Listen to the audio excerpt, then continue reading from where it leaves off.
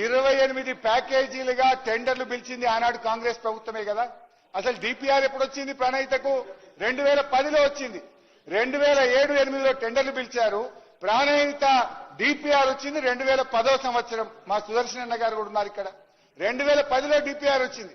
DPR లేకుండా, మహారాష్ట్ర అనుమతి లేకుండా 28 ప్యాకేజీలకు టెండర్లు పిలిచి మొబిలైజేషన్ అడ్వాన్సులు ఇచ్చి మరి సమయాన్ని వృధా చేసింది మీరు. ఎందుకు ఈ నిన్నగాక మొన్న నారాయణపేట కొడంగల్ లిఫ్ట్ ఇరిగేషన్ కు ఏ డిపిఆర్ లేకుండా, ఏ సిడబ్ల్యూసీ అనుమతి లేకుండా టెండర్లు పిలిచింది కూడా మీరే కదా. అట్లా చెప్పుకుంటూ పోతే జలయజ్ఞంలో మీరు పిలిచిన టెండర్లకు ఏ ఒక్కదానికి సిడబ్ల్యూసీ అనుమతి లేదు, ఏ ఒక్కదానికి డిపిఆర్ లేకుండానే ఆ రోజు టెండర్లు పిలిచారు. ఆ విషయాన్ని కాగ్ కూడా తప్పు పట్టింది. అలా పోతే సబ్జెక్టు పెద్దది, నేను అందులోకి పోను. ఇలా మా అన్నగారు చెప్పారు, ఇవాళ పొంగులేటి అన్నగారిది ఇప్పుడే ఎవరో పంపారు. ఆనాడు ఫుల్ పేజ్ యాడ్ ఇచ్చిండ్రు. సీతారామ ఎత్తిపోతల పథకానికి కేసీఆర్ గారి కోసం ఫుల్ పేజ్ యాడ్ అన్నాడు పొంగులేటి గారు ఇచ్చింది కూడా నేను చదివి వినిపిస్తాను. హరీష్ రావు గారు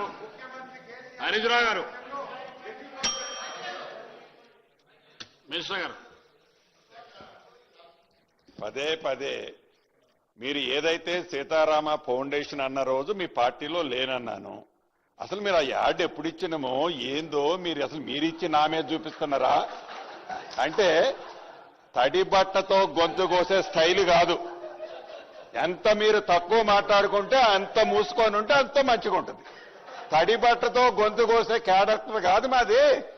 మాయ మాటలు చెప్పే బ్యాచ్ మీరు.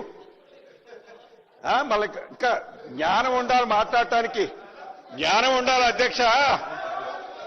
తడి బట్టతో గొంతు కోసే బ్యాచ్ మీది. దానికి పనిష్మెంట్ అనుభవిస్తున్నారు. అనుభవించే సరిపోవటం లేదా అధ్యక్ష? పేపర్ యాడ్ అట ఇదేదో పెద్ద గొప్ప చరిత్ర. కాళేశ్వరం కడితే ఎట్లుందో మళ్ళీ ఏదో సీతారామ కడితే అద్భుతమైన పేపర్ యాడ్ ఇచ్చిందని చూపిస్తున్నారు. ఎందుకంటే మీ చరిత్ర ఒక్కొక్కటి తీస్తే బయట తెలుస్తుంది కదా. ఎందుకు ఇచ్చినా పక్కా తీస్తున్నాం కదా. ఒక్కొక్కటి తీస్తాం. ఇప్పుడు మీ సభలోనే తీర్మానం చేస్తారు గౌరవ అధ్యక్షులు. తప్పకుండా అధ్యక్ష పేపర్ యాడ్ వచ్చిందట మాట్లాడుతూ పేపర్ యాడ్ ఎవరిచ్చారు? తప్పకుండా దాని మీద కూడా ఎంక్వైరీ చేద్దాం.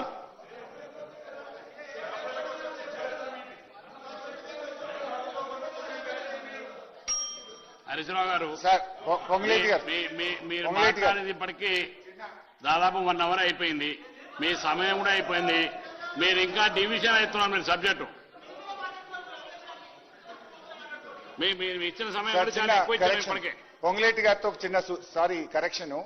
ఇది అడ్వర్టైజ్మెంట్ కాదు. పొంగులేటి గారి ట్విట్టర్ అకౌంట్ నుంచి పొంగులేటి గారు పెట్టిన ట్వీట్ ఇది. ఏముంది ట్వీట్ లో అంటే, అపర భగీరథుడు, తెలంగాణ సాధకుడు, ముఖ్యమంత్రి కేసీఆర్ గారి సారథ్యంలో ఎత్తిపోతల ప్రాజెక్టు నిర్మాణం విషయంలో అనేక రికార్డులు సృష్టిస్తూ చరిత్ర తిరగరాసిన మన కాళేశ్వరం ప్రాజెక్టు రేపే ప్రారంభం. ఇది అన్నగారు తన ట్విట్ లో నుంచి పెట్టింది.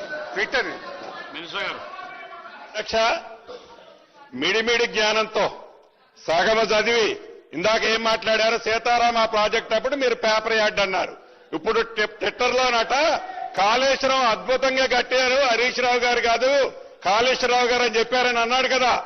ఈ స్టోరీలు పుక్కిడి పురాణాలు చెప్పి తడిబట్టతో తెలంగాణ ప్రజల గొంతు కోసి నానా రకాలుగా 1,00,000 కోట్లు ఎలా దోచుకున్నదో మా వెంకన్నని అడిగితే చెప్తాడు. అంటే ఒకదానికొకటికి సంబంధం లేకుండా ఇందాకన సీతారామ ప్రాజెక్ట్ అన్నారు, ఇప్పుడు కాళేశ్వరం ఓపెనింగ్ అన్నారు, లేకపోతే మీరు మా పార్టీలో ఫౌండేషన్ స్టోన్ లోతున్నారు. మీ పార్టీ ఏంటో, మీ చరిత్ర ఏంటో, మీ కథ ఏంటో మీరు గూగుల్లో మ్యాపులు తీసి లక్షలాది కోట్ల ప్రాజెక్టులు మీరు డ్రాయింగ్లు ఏంటో, 1,00,000 కోట్లు ఎట్లా కొల్లగొట్టాలో మీ స్కెచ్ ఏంటో కమిషన్ చెప్పింది, ఎన్డీఎస్ఏ చెప్పింది, విజిలెన్స్ రిపోర్ట్ చెప్పింది. ఇంకా రాబోయే రోజుల్లో వచ్చే చరిత్ర కూడా ఉంటుంది. అధ్యక్ష మాట్లాడండి. హరీష్ రావు సరే అధ్యక్ష, రైట్. ఎన్డీఎస్ఏ గురించి కూడా మాట్లాడినారు. I will going to that sir. Next I will talk on NDSA. అయితే before I go to NDSA ఒక విషయం నేను సభ ద్వారా రాష్ట్ర ప్రజలకు కూడా చెప్పాల్సింది ఏంటంటే అధ్యక్ష, అత్యంత పారదర్శకంగా ఆనాటి టీఆర్ఎస్ ప్రభుత్వం పనిచేసింది. ఇప్పటిదాకా నేను చెప్పిన అన్ని విషయాలు ఉమాభారతి గారు రాసిన లెటర్లో 3rd పేజీలో నీళ్లు లేవని వచ్చింది. ఇది 18 ఫిబ్రవరి సిడబ్ల్యూసీలో నీళ్లు లేవని చెప్పారు. ఇది 4/3/2015 4th March 2015 నీళ్లు లేవని చెప్పారు. Okay, now I will come to the DPR. Kaleshwaram DPR మేము సెంట్రల్ వాటర్ కమిషన్ కి ఇచ్చాం. ఇది డిపిఆర్ లో వాల్యూమ్ నంబర్ 5. మేము ఎక్కడ దాయలేదు, ఎంత స్పష్టంగా చెప్పినామో కూడా చదివి వినిపిస్తాను అధ్యక్ష. Kaleshwaram DPR volume number 5 page number 2. There has been reservations of CWC about the availability of 160 TMC of water at earlier proposed diversion site Tumidihatti, and hence the success of the scheme in meeting its water demand was questioned by them.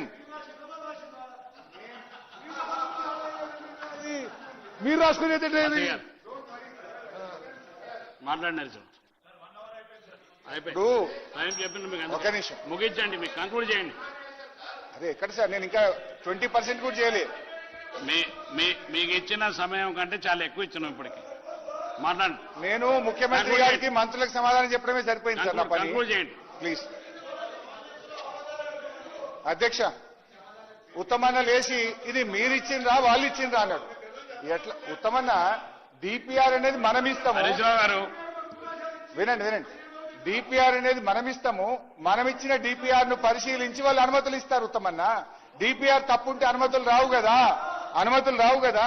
Listen, ఇప్పుడు చెప్తా. ఇక ఆ DPR లో మేము ఏం రాసినామంటే page number 2, further it may be worth while to mention the central water commission has cautioned that the net water availability of 165 TMC may not be available at Tamidihatti. In the scenario, the maximum quantity which can be diverted will reduce from 130 TMC to 67 TMC even for 150 days pumping. As such, Pranahita barrage will not be in a position to provide entire 160 TMC of water on its own, and the interstate issue will remain unresolved. The bottleneck can be avoided by reducing Pranahita barrage level with a mutually acceptable pond level and shifting this barrage location with sufficient storage is available for regulated release during low and fluctuating flows in monsoon season. In that scenario, Medigadda site was found to be the most suitable location to achieve the twin objectives because it has been found that about 280 TMC of water is available. Sir, ఇది ఇంకా చాలా ఉంది. DPR మేము రాసినాం.